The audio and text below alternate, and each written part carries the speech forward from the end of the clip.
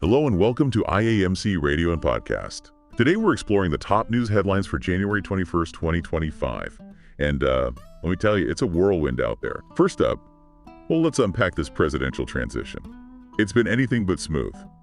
Right before Trump's inauguration, former President Biden issued pardons to several family members, including his brothers James and Frank, his sister Valerie, and their spouses. It's interesting that Biden cited potential baseless and politically motivated investigations as his reasoning. Considering his controversial pardon of his son Hunter back in December for tax evasion and firearm charges, this move has certainly raised eyebrows, especially since he previously stated he wouldn't pardon Hunter. It definitely adds another layer of complexity to an already complicated situation. But on the other side of the aisle, President Trump didn't shy away from issuing pardons of his own. He granted clemency to approximately 1,500 individuals involved in the January 6th Capitol riot. Well, this decision has sparked intense debate, with former House Speaker Nancy Pelosi condemning it as shameful and an insult to our justice system. She specifically highlighted the impact on the officers who defended the Capitol that day, emphasizing the emotional and psychological toll these pardons could have. It's a situation that brings up some pretty difficult questions about justice, accountability, and the long-term consequences of these actions. Now, shifting gears to the international scene, Trump's return to the White House has generated a lot of buzz, particularly from Russia. Yeah, President Putin wasted no time in congratulating Trump and expressing a willingness to engage in dialogue on some pretty major issues. He specifically mentioned the war in Ukraine and nuclear arms control, emphasizing the goal of lasting peace rather than just a temporary ceasefire. It's a glimmer of hope in what has been a really tense and uncertain period. However, Trump also made a move that could further strain relations with the global community. He signed an executive order withdrawing the U.S. from the World Health Organization, citing their handling of the COVID-19 pandemic and perceived unfair financial demands on the U.S. This marks Trump's second attempt to withdraw from the WHO. This raises concerns about the potential impact on global health initiatives, especially with this new bird flu outbreak in China. The effectiveness of responses to these emerging health threats could be compromised without the coordinated efforts facilitated by the WHO. It's definitely a development that warrants close attention as we move forward. Now let's zoom in on some other international and economic developments making headlines. In Spain, Prime Minister Pedro Sánchez has proposed a rather bold measure to combat these soaring housing costs, a ban on non-EU foreigners purchasing property. Well, Spain is grappling with a severe housing shortage, projected to reach a deficit of 500,000 homes this year.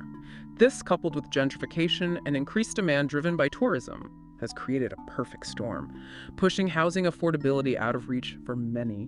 It'll be interesting to see if this proposed ban gains traction and what impact it would have on the Spanish housing market.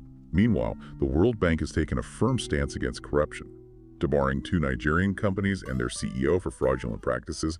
Vivid Atlantic Limited and Technology House Limited, along with their CEO, Norman Burke Datum, are facing a 30-month debarment for their involvement in a social safety net project. Debarment essentially means they're excluded from being awarded any World Bank-financed contracts for that period. This case underscores the World Bank's commitment to accountability and transparency, sending a strong message that fraudulent activities will not be tolerated. And now, back to the flurry of activities surrounding President Trump's return to office. He signed an executive order targeting birthright citizenship, aiming to end it for children born in the U.S. to parents who are not citizens or lawful permanent residents. This change will apply to children born 30 days after the order was signed, marking a significant shift in policy. This is a move likely to ignite strong reactions and legal challenges, as it touches on a fundamental principle enshrined in the 14th Amendment. The debate surrounding birthright citizenship is complex and deeply rooted in these differing interpretations of the Constitution. So this is sure to be a contentious issue. In a move that seems more symbolic than anything else, Trump also signed an executive order, renaming the Gulf of Mexico to the Gulf of America. It certainly makes a statement, and perhaps reflects a broader theme of asserting American influence and dominance. It will be interesting to see how this renaming is received, both domestically and internationally, and whether it truly sticks. And it seems Trump isn't quite done with settling scores from his first term. He revoked the security clearances of 51 former intelligence officials who signed a 2020 letter questioning the authenticity of emails from Hunter Biden's laptop. These officials had suggested that the emails might be part of a Russian disinformation campaign. Trump has repeatedly called for these officials to be prosecuted, and this move seems to indicate his intent to revisit this controversy. It raises questions about the extent to which he'll use his presidential powers to target perceived enemies and challenge the findings of the intelligence community. So even in just this first day, we've seen a wave of actions and decisions that signal a potentially tumultuous second term for President Trump. From pardons and policy shifts to international relations and legal battles, it's clear that we're in for a wild ride. It's crucial to stay informed, analyze these developments critically, and engage in thoughtful discussions about their implications. It's clear that Trump's second presidency is off to a dramatic start. You know, his executive orders on birthright citizenship and the pardons for those involved in the January 6th Capitol riot, they're already creating shockwaves. You're absolutely right. These moves are sending ripples through the political landscape and sparking some fierce debates across the country. The birthright citizenship order in particular, it raises complex legal questions about the interpretation of the 14th Amendment. It'll be fascinating to see how this plays out in the courts and what kind of precedent it might set. Yeah, the legal battles surrounding this executive order, they could drag on for years, with implications for immigration policy and the very definition of citizenship. And then there's the decision to pardon. Over 1,500 individuals connected to the January 6th Capitol riot. This has reopened wounds and intensified the already deep divisions within American society. Many see this as a blatant disregard for the rule of law and a betrayal of those who risked their lives to defend the Capitol.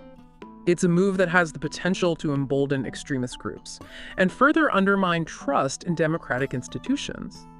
On the international front, Trump's decision to withdraw the U.S. from the World Health Organization has raised some serious concerns about global health security.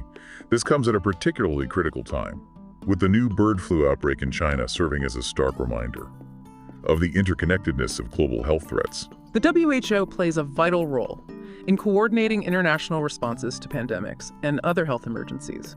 By withdrawing, the U.S. risks jeopardizing these efforts and undermining its own ability to effectively respond to future outbreaks. It's a move that has been met with criticism from public health experts and world leaders alike. However, there's also been a development that offers, well, a glimmer of hope amidst these turbulent times. Russian President Putin's congratulatory message to Trump and his expressed willingness to engage in dialogue on Ukraine and nuclear arms control has created a cautious sense of optimism. It's far too early to say whether these overtures will lead to any concrete progress. However, the fact that both leaders are signaling a desire for dialogue, well, that's a positive step. The war in Ukraine has had devastating consequences, and any potential avenue for peace should be explored with utmost seriousness. The complexities of the conflict, coupled with the deep mistrust between Russia and the West, it makes finding a lasting solution an immense challenge. But even a small step towards de-escalation could have significant implications for global stability. Now let's shift our focus to some of the economic challenges facing nations around the world.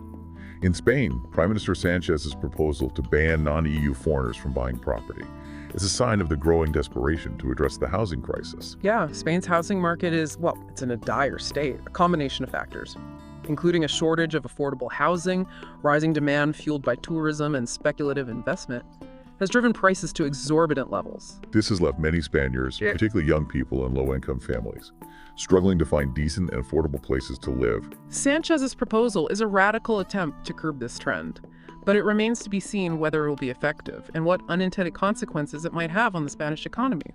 Meanwhile, the World Bank's debarment of 2 Nigerian companies and their CEO for fraudulent practices, it highlights the ongoing battle against corruption in international development projects.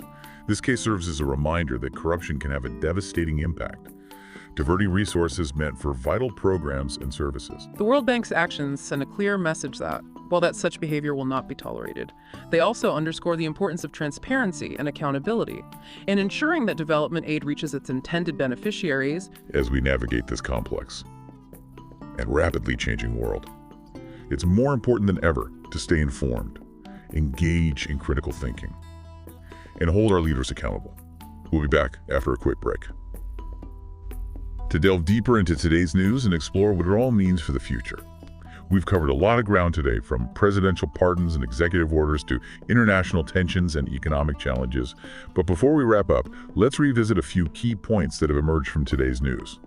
One theme that's been particularly striking is the issue of accountability, or perhaps the lack thereof. Yeah, you're right. From Biden's last-minute pardons to Trump's decision to grant clemency to those involved in the January 6th Capitol riot, Yeah. the question of who's held responsible for their actions is front and center. It feels like we're at a moment where the very foundations of our justice system are being tested. And it's not just a domestic issue. The World Bank's debarment of Nigerian companies for fraud, it underscores the need for transparency and accountability on a global scale. Absolutely. Corruption and a lack of accountability can undermine progress and erode trust in institutions, whether it's within a country or across international borders. Another theme that's kind of woven throughout today's news is the sense of uncertainty and unease about what the future holds. Trump's return to the presidency has brought with it a wave of policy shifts and executive actions that have left many feeling apprehensive. His decision to withdraw the U.S. from the World Health Organization, for instance, has raised concerns about the global response to emerging health threats. And his stance on birthright citizenship has the potential to reshape the legal landscape and spark years of litigation. Yeah, it's hard to predict with any certainty what the long-term consequences of these actions will be, but they've certainly injected a level of volatility into the political climate. Despite the turbulence, there have also been glimmers of hope, however faint. Putin's expressed willingness to engage in dialogue with Trump on issues like Ukraine and nuclear arms control offers at least a sliver of optimism. It's a reminder that even in the most challenging of circumstances, diplomacy and communication remain essential tools for navigating complex geopolitical landscapes as we move forward. It's crucial that we remain engaged, informed, and willing to participate in constructive conversations about the issues that matter most. The decisions made today will have far-reaching implications, and it's up to all of us to hold our leaders accountable, advocate for policies that align with our values, and strive to create a more just and equitable world. Thank you for listening to the Today's Top News Headlines on IMC Radio and Podcast.